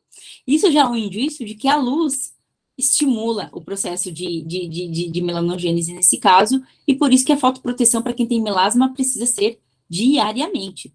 Geralmente ela está associada à gravidez ou uso de contraceptivos orais e anticonvulsivantes, ou pode ser idiopática, não há uma causa específica. O melasma afeta desproporcionalmente as mulheres, bem como os tipos mais altos. Geralmente é assintomática, mas pode causar um desconforto estético ao paciente. Existem três padrões típicos de distribuição: centrofacial, malar e mandibular, geralmente, mas nem sempre, é bilateral. O melasma epidérmico tende a ser castanho claro, realçando ao exame da lâmpada de Wood, que é usado também por esteticistas, por farmacêuticos da área de estética. O melasma dérmico aparece na cor acinzentada e não apresenta realce. Os tipos mistos de melasma são marrom escuro, com realce variável. E o melasma dérmico é resistente à terapia tópica. Então, o melasma dérmico é a questão quando você aumenta a expressão de metaloproteinases, que são as enzimas que degradam a elastina e o colágeno. Acontece uma quebra da junção dermo-epidérmica, onde faz com que os melanócitos virem. Então, os melanócitos são bracinhos para cima. Quando eles viram para baixo, o pigmento cai para a derme. E aí se torna o melasma dérmico, que é muito mais resistente a tratamentos tópicos, né? Então, fica um alerta, porque a incidência do sol você faz com que aumente essas metaloproteinases e faça essa degradação, que não é visivelmente, mas ela está acontecendo. Aqui um estudo que mostra a diferença de um ano, no caso aqui, de dois indivíduos fotoprotegidos e não protegidos, então um grupo vida real e o outro com protetor solar, por 12 meses. Professora, não passou. Oi? Não passou o slide. A senhora mudou o slide? Ah, não, agora eu tô nesse. Que aparece uma imagem dos homens, tá aparecendo? Não, tá a moça ainda lá. Vai. Que a senhora... Agora sim. Agora apareceu. Agora apareceu? Agora passou. Antes tinha aparecido, mas aí agora passou. Já está em outro slide. Mas anteriormente a senhora tinha conseguido passar. Aí estava lá o grupo de homens. Mas agora Ah. já foi para outro. Agora tá certo? Porque para mim tá aparecendo um grupo de homens. Não, para a gente está aparecendo só uma moça, uma mulher, o rosto lateral dela só, aqui para gente. Pigmentação e desordens pigmentares. Certo, isso do melasma. Influência da luz, melasma. Tá, e agora? Que aqui eu já mudei o slide para mim. Não, tá o mesmo ainda. O mesmo que eu falei. Uai. Pelo menos para mim, eu não sei se para os outros tá. Realmente, Camila, está desincronizada a passagem dos slides, a gente ainda está vendo a influência da luz no melasma. Agora está aparecendo Agora o tá slide que eu creio que é o que grupo de você vai homens. falar, que é a sequência de fotos. Agora tá certo. Isso. Agora tá. Certo. Vamos ver então aqui. 5. Só não consigo aumentar ele. Consigo aumentar, mesmo apertando o F5. Vamos ver. Agora deu certo? Sim, agora deu. Isso. Ah, que bom. Então vamos continuar. Então, esse trabalho aqui, no caso, ele mostrou a diferença que há entre um grupo que se protege do sol com fotoprotetores e o outro da vida real, por 12 meses. Então, foi usado diversas metodologias, como a coloração de fotonamasson para visualizar o conteúdo de melanina da pele, e o marcador de infiltração de macrófagos, que é o CD68. Então, em questões histológicas, aqui a gente consegue ver na derme as amostras da vida real, mostrando um aumento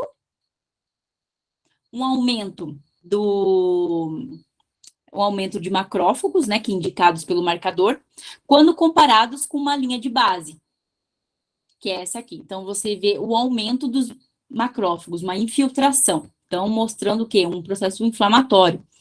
Enquanto tais alterações não foram observadas nas biópsias do grupo com proteção solar. E aqui, os dois são os grupos que se protegeram durante um ano. Então, a gente consegue ver nitidamente que não houve essa infiltração, esse processo inflamatório exacerbado e descontrolado que a irradiação provoca nos grupos que não se protegeram. Em relação ao aumento da melanina dérmica, a gente também consegue visualizar depois de 12 meses. Então, os grupos que não se protegeram, né, os grupos sem proteção solar, houveram um maior aumento de melanina na derme, em comparação com o grupo que estava protegido.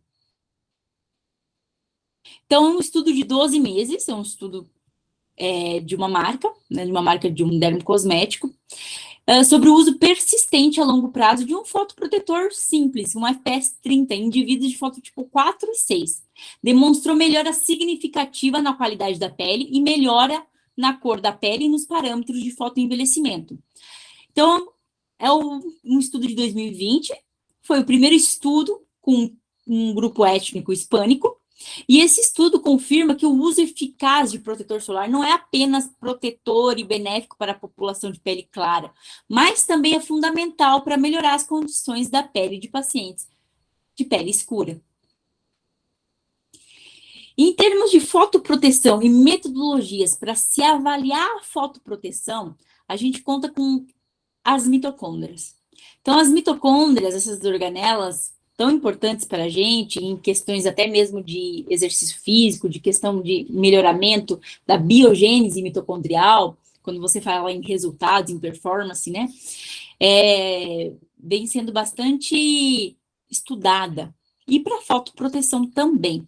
E a melatonina também, em termos de desempenho, ou até mesmo em qualidade de vida, que é usada como suplementação, ou em uso tópico, pelo seu poder antioxidante, vem como um aliado, né, como uma solução. Não gosto de falar solução, na verdade, um coadjuvante, porque não depende apenas desse processo de uso ou não, né? E as mitocôndrias. Então, a gente sabe que os radicais livres, quando produzidos em excesso, eles levam ao estresse oxidativo. Só que muito se vinculou ao FPS e UVB. Então, o meu intuito aqui é mostrar que os radicais livres, eles, mais da metade, eles vêm da região do visível, que é de 400 a 700 nanômetros, e muitas vezes é negligenciado. Só que essa cultura da negligência, né, do fato de negligenciar o uso de proteção contra a luz visível, ela está diminuindo. Então, de 5 anos para cá, vários fotoprotetores você já encontra fotoproteção contra a luz visível. Mas os radicais livres são produzidos e mais da metade vem dessa absorção de fótons nessa região. Então, os fótons da faixa de UVA e visível penetram mais profundamente na pele e não são filtrados e espalhados pelos fotoprotetores atuais. Projetos atuais e projetos da minha área lá de Ribeirão Preto ou de São Paulo estão propondo, tanto projetos de mestrado quanto doutorado, avaliar o dano e a proteção solar de forma mais direta, por meio da avaliação das funções mitocondriais. Então, o fotodano, né, o resultado, a fotoproteção avaliada por meio das mitocôndrias. Então, é uma estimativa da atividade e viabilidade de mitocôndrias da pele. Então, agora a gente está usando metodologias novas para avaliar a fotoproteção vindas, né, a fotoproteção de um produto ou de um ativo, estudando as mitocôndrias. Então, são metodologias que estão sendo estudadas para eu ver, será que a minha fotoproteção protegeu minhas mitocôndrias? Será que eu posso usar um fotoprotetor com ativos para proteção mitocondrial? Será que eu estou levando em consideração as mitocôndrias?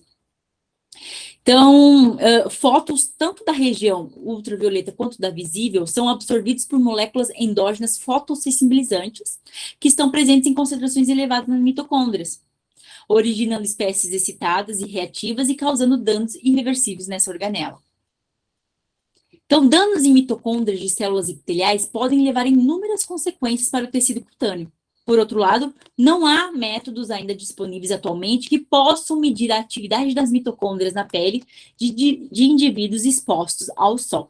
Então, novas abordagens em termos de fotoproteção e até mesmo em questão farmacotécnica de desenvolvimento de novas formulações, como eu falei que a formulação já não é mais uma proteção contra a vermelhidão, ela inclui N ativos, clareadores, antioxidantes, antioxidantes,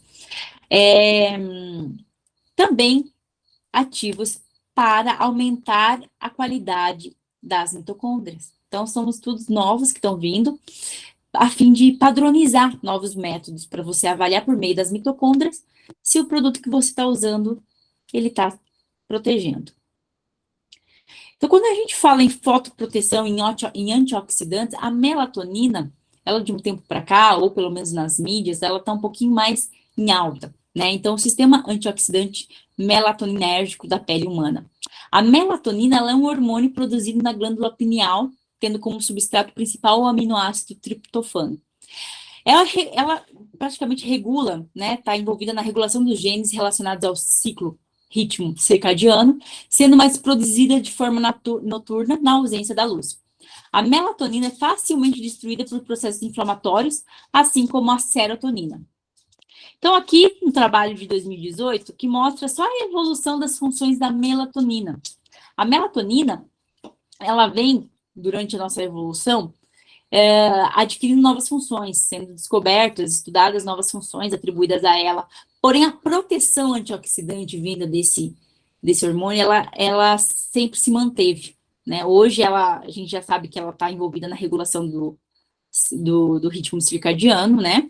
Então, ao acordar, nós como espécies, precisamos nos expor à luz natural para que isso vá e induza a produção de série de neurotransmissores e hormônios, para que no final do dia a gente consiga ter esse hormônio nas concentrações ideais, para induzir o nosso sono e fazer toda a nossa restauração de memórias e tudo mais. Então, a gente hoje sabe a importância da melatonina, né, na regulação circadiana, e isso implica na qualidade da nossa pele também. Então, mas ela também pode ser usada como um coadjuvante, né, um auxiliar pela sua potente característica antioxidante. Então, assim, de maneira evolutiva, a melatonina, acredita-se até então, que ela esteja presente na maioria, possivelmente em todas as espécies de animais e vegetais. Previsivelmente, evoluiu de 3 a 2 bilhões de anos atrás em cianobactérias fotossintéticas como um antioxidante. E essa função foi mantida até os dias atuais, incluindo em humanos. Outras funções da melatonina, muito mais do que mostradas na figura anterior, apareceram em estágios posteriores da evolução. Então, é a relação com o sono e com o ritmo circadiano. Porém, a proteção atribuída a ela como um antioxidante padrão ouro ainda continua. Então, ela é um hormônio produzido na glândula pineal e tem diversas funções. Atuação no sistema endócrino, da produção, modulação de cortisol, sono, humor, sistema inflamatório, tem um potencial antioxidante direto e indireto, aumenta a produção de óxido nítrico, exercendo o efeito no controle da pressão arterial. Então, tem N funções atribuídas à melatonina. Na nossa pele, há muitos, você pode pedir para manipular, você pode adquirir também produtos, formulações tópicas para ser usada com esse ativo. Então, paralelamente à eliminação direta de espécies reativas de oxigênio induzidas por UVB, a melatonina, ela é transformada em muitos subprodutos, como a hidroximelatonina 2 ou 4, ou o AFMK, que são potentes antioxidantes. Então, ela tem um auxílio muito forte em manter a homeostase por termos de reduzir o estresse oxidativo, né, ou as eros produzidas pela incidência da radiação.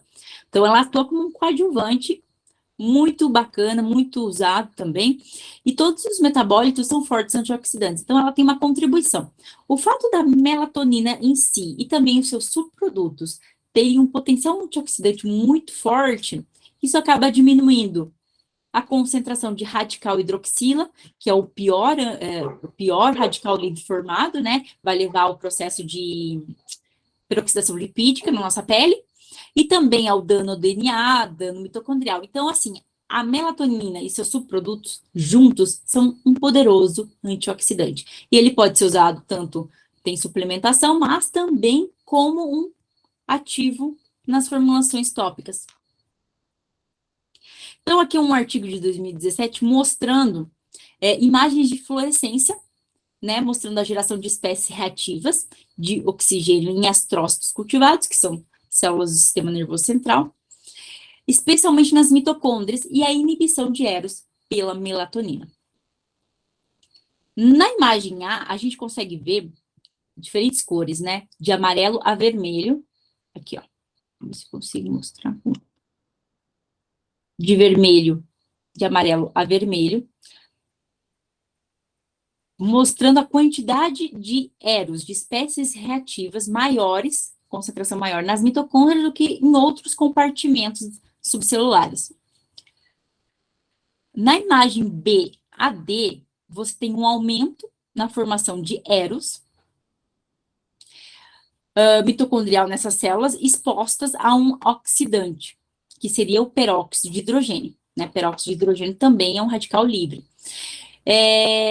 Aqui, antes da ação com esse peróxido de hidrogênio, então é um cultivo celular, onde você colocou um oxidante, que é um peróxido de hidrogênio. Na imagem A, você consegue ver, então, as eros produzidas antes da exposição a esse oxidante. Na imagem B, 5 minutos, e na imagem C, 10 minutos após a adição. Além de muito mais brilhante, você consegue ver uma fluorescência maior, as mitocôndrias nas células expostas ao peróxido de hidrogênio estão mais inchadas. Então, você tem um aumento dos radicais livres. Quando a melatonina foi adicionada ao meio de cultura, simultaneamente com o peróxido de hidrogênio, os níveis de eros nas mitocôndrias não aumentaram em 5 a 10 minutos, consistente com a capacidade das mitocôndrias, da melatonina, em reduzir e neutralizar as espécies reativas de oxigênio dentro das mitocôndrias. Então, dentre os mecanismos da melatonina, mecanismos importantes da pele na manutenção da homeostase e proteção de todo o corpo incluem a regulação dos mecanismos estresse oxidativo e ritmo circadiano.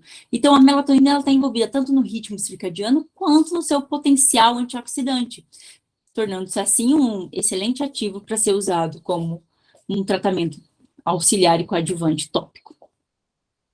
Então, o processo de envelhecimento ele envolve a senescência excessiva de queratinócitos, fibroblastos, o potencial generativo e envelhecimento da pele e melanócitos ao longo do tempo, gerando um acúmulo e contribuindo para a diminuição da regeneração cutânea. Isso você leva a um estado conhecido como SASP, né? Um fenótipo secretor associado à senescência. Então, todas essas questões aqui envolvidas na senescência dessas células são metabolicamente ativos e secretam diversas citocinas inflamatórias, pró-inflamatórias, quimiocinas, proteases e fatores de crescimento que potencializam esse estado de senescência. E esse estado de senescência leva a um declínio funcional da pele, um sistema imune, oxidativo e imunológico, então não é nem um pouco desejado. E a melatonina, nesse artigo de 2022, tem mostrado, pelo seu potencial antioxidante, atuar nessas disfunções mitocondriais, né, justamente pelas suas características. Então, ela estimula a barreira epidérmica, tem efeitos de pró-diferenciação, tem funções anti-apoptóticas, tem capacidade anti-inflamatória, então, atua melhorando as questões da SASP, que é a senescência, né, que leva a uma disfunção da nossa pele. Como conclusão, a gente tira, então, que o efeito da radiação solar na pele, ela é claramente dependente da pigmentação da pele. As camadas epidérmicas superiores na pele escura têm um conteúdo mais alto de melanina, então uma relação de eumelanina, felmelanina mais alta. Então a eumelanina é a melanina mais escura do que a pele clara. Então ela atua como um FPS de 13,4 de um fator de proteção natural maior do que a pele clara, que é 3,4. E isso decorrente ao UVB, porque a melanina está lá na camada epidérmica, e o UVB atinge até as camadas superiores da epiderme. A pele escura é melhor protegida dos efeitos nocivos da radiação UVB. Consequentemente, o dano do DNA é mais eficiente também.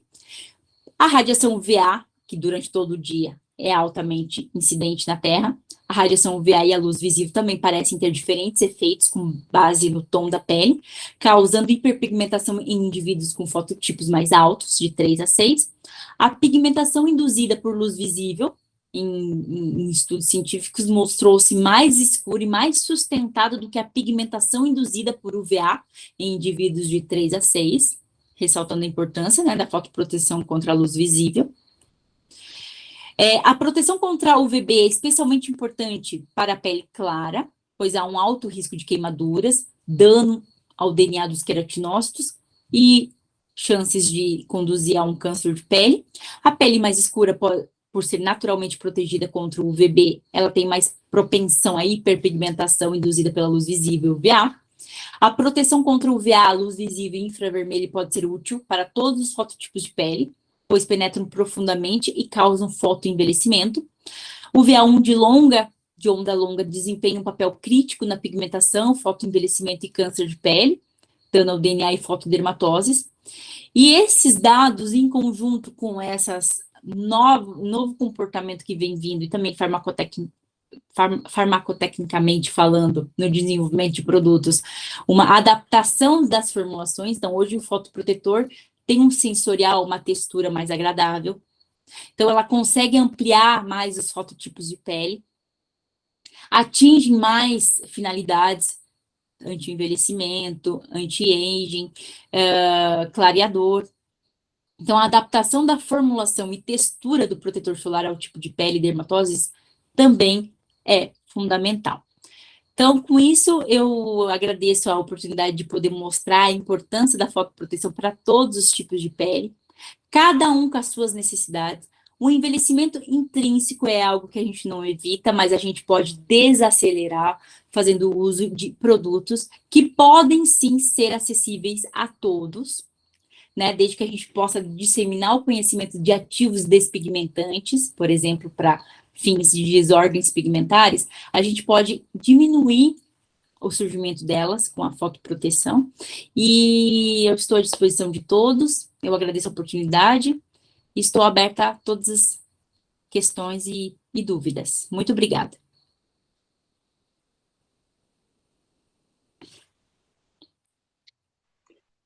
Professora, eu tenho uma dúvida bem básica, assim, eu trabalhava em uma área, trabalhei por muito tempo em uma área técnica da profissão voltada para a parte de normatização, legislação, essas coisas, agora que eu estou voltando para o mercado de trabalho na parte do atendimento, e hoje, quando a gente trabalha em farmácia, tem muitos dermocosméticos e muitos protetores solares, a senhora até falou dessa questão aí do espectro do UVA, UVB, o visível, tal, que tem já protetores solares para todos eles, mas, assim, a gente escuta muito falar essa questão do fator de proteção solar, que diz que acima de 30 já não protege mais, não adianta mais, não protege. O que é, de fato, que é verdade nisso ou mito? Então, em termos de fotoproteção, quando você aumenta de 50 para 90, 99, por exemplo, a diferença não é tão expressiva. Então, em termos de fotoproteção, em fototipos, né, em recomendações práticas, né, dentro da literatura, a gente trabalha com fototipo 3A6, fotoproteção 30, tá de tamanho suficiente, FPS, né? E acima de 50 para as peles tipo 1, tipo 5. No entanto, não tem necessidade, não tem diferenças expressivas, a não ser no custo, você comprar um fotoprotetor 50 e 99. A diferença de incidência. E outra questão também muito importante a gente deixar claro, nenhum protetor solar vai minimizar a incidência da radiação, ou seja, vai bloquear a entrada da radiação na tua pele, né? Então, a gente trabalha com 98%. Então, assim, não existe um bloqueador que não entre nada de radiação, mas minimiza e muito. Mas de 50 para 99, como é mais comum, 50, 70 e 99, não há diferença, a não ser no preço mesmo. Então, em termos, não tem nada significativo de diferença de fotoproteção. Então, a gente trabalha com as recomendações, até mesmo nos estudos dermatológicos, de que 1 a 3, fator 50, FPS 50. E de 3 a 6, FPS 30, está de ótimo tamanho. Outra dúvida, qual a diferença de um protetor solar facial para um protetor solar corporal? Exato. Qual a especificidade de cada um? Bom, então, as questões de diferença vão muito dos ingredientes utilizados, né? Então, normalmente, quando você trabalha com fotoprotetor destinado a rosto, os ingredientes utilizados não são tão oleosos, né? Então, a concentração deles também muda. Então, a pele, se você usa um fotoprotetor para corpo no rosto, você vai sentir ele mais pesado, né? Então, assim, as cargas oleosas em termos de preparação e desenvolvimento são diferentes. Então, quando a gente trabalha com um toque mate, um toque seco, um efeito mate para o rosto, você sente, você altera essas concentrações, né? Tanto na fase oleosa quanto na fase aquosa. Então, você tem diferenças de concentrações de ativos, né? Não que altere os ativos, mas altera as concentrações que você usa em cada uma das fases, né? Quando você vai preparar um creme, uma emulsão. Então, você altera a concentração dessas fases. Assim também acontece com as formulações para kids, para crianças, também o que diferencia com relação a isso é a questão da preparação, o que seria menos, talvez, menos prejudicial, alguma coisa desse tipo. Exato, você usa ativos mais. Você altera a concentração dos ativos que você usa na hora de preparar, né, as formulações, e aí você acaba tornando ela um pouco mais suave, menos agressiva, né, de acordo com a pele da criança, por exemplo. E isso torna um fotoprotetor com menos tendência a reações alérgicas, né, decorrentes da própria fase da criança em si, né? Então, a gente trabalha bastante com essa questão, que é mais a alteração das concentrações dos ativos que a gente usa. Mas com relação à proteção, não tem diferença nenhuma, quer Não, dizer, então, em relação à fotoproteção não tem diferença não tem nenhuma. a criança, uma isso. contraindicação que uma pessoa, um adulto utilize, né? Não, fator 50, seja para criança ou para adulto, mas assim, entre 50, 70 e 99, que são os FPS que, pelo menos eu tenho, que são os mais comuns, né, a gente vê, não há diferença. Assim, é muito pouco expressiva a diferença em termos de FPS, de fotoproteção contra a radiação ultravioleta B. Então, seja para criança ou seja para adulto, né? Em termos de FPS. Aí depois o UVA, que você vai se atentar a ser no mínimo 1/3 do que está o FPS. Então, um FPS 30 vai ter um PPD 10, no mínimo. E em termos de fotoproteção, quanto maior o PPD... Só que assim, quando você trabalha com desenvolvimento de fotoproteção, não é nada fácil, né? Então, eu trabalhei com as nanopartículas de óxido de zinco, que são filtros físicos. Na teoria, quando você usa por exemplo, eu usei filtro 100% físico para desenvolver aquela formulação, Foram muitas prévias, porque assim, elas não são fáceis de se misturarem, né? E também a relação do sensorial, da textura. Então, não é tão fácil você falar, eu quero 30 e 10, mas eu quero aumentar o PPD e não quero aumentar o FPS. Então, você trabalha, hoje tem simuladores, né? Tem várias empresas que têm simuladores. Então, você consegue simular, por exemplo, eu quero um FPS 50 e um PPD. Aí, qual é o agente emulsionante que eu vou usar? Então, você trabalha com uma equaçãozinha. Porém, na prática mesmo do laboratório, do desenvolvimento da formulação, muitas vezes acaba não acontecendo. Então, você trabalha com agentes emulsionantes, com a questão da água, a questão da fase oleosa e também do filtro solar em si, é muito difícil. Mas, em termos gerais, o FPS não altera, né? Quando eu vou lá comprar um FPS 50 e 99, eu vou comprar um 50. Não tem necessidade de eu comprar um 99. Então, eu vou pagar mais caro, mas não tem a necessidade. Para criança, é a mesma ideia. No entanto, esses são formulações menos sensíveis, né? São menos agressivas, vamos dizer assim, para a pele adequada à pele do bebê ou à pele da criança. Doutora, tem uma pergunta aqui. Explica a diferença entre filtro físico e químico. Certo. Filtro físico. Filtro físico, vamos supor as nanopartículas de óxido de zinco e de óxido de titânio. São 2 filtros físicos comercialmente disponíveis, que você, quando vai ver o rótulo, você pode ver lá, zinc oxide ou dióxido de titânio. Quando a irradiação bate na nossa pele, quando eu uso um filtro físico, 100% físico, vamos dar um exemplo do SDIN. Então, o SDIN é uma marca que eu gosto muito, porque ele tem um sensorial muito fluido, então ele não pesa e ele não tem cor. Então, o SDIN, fator 99. Você coloca ele é um filtro 100% físico. Passo no meu rosto. Quando a radiação bate, ela volta. Então, lembrando que não tem nenhum filtro 100%, só que aí que tá, a questão também da pesquisa que foi feita lá em Campinas, mostrou que as pessoas não reaplicam, não têm o hábito de reaplicar o filtro solar. É outra questão também que eu volto a frisar. Precisa ser reaplicado pelo menos 2, 3 vezes ao dia, mesmo que eu esteja só trabalhando, não esteja na praia ou na piscina. Então, o filtro físico, passei ele, a irradiação bate, volta, ele reflete. Filtro químico, como avobenzona, oxibenzona, a irradiação bate, transforma em outra molécula menos forte, vamos falar mais assim, e ela se dispersa. Então, aqueles fótons da radiação solar que atingiram a minha pele não vão levar aquelas reações fotoquímicas que eu mostrei. Vai bater no filtro orgânico, ou no filtro químico, vai se transformar em outra energia e vai dissipar.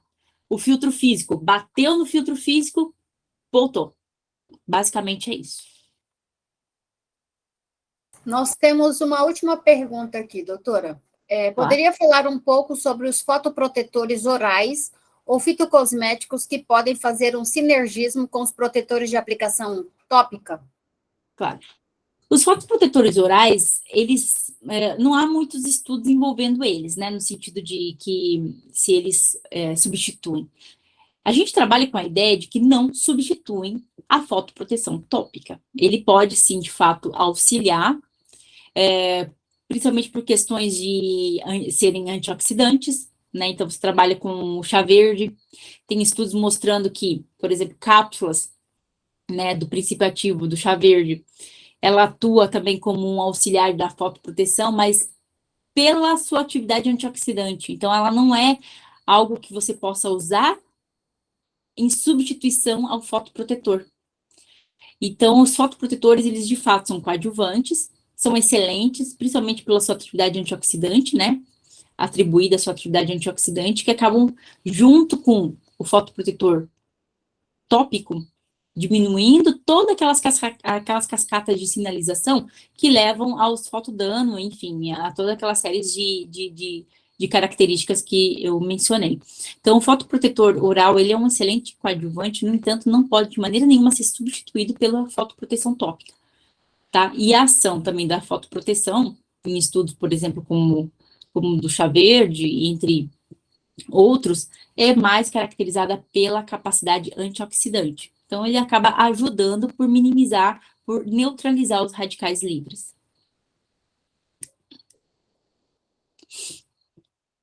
Ótimo. Doutora, em nome do Conselho, eu quero agradecer, primeiramente, os profissionais que participaram dessa palestra, né?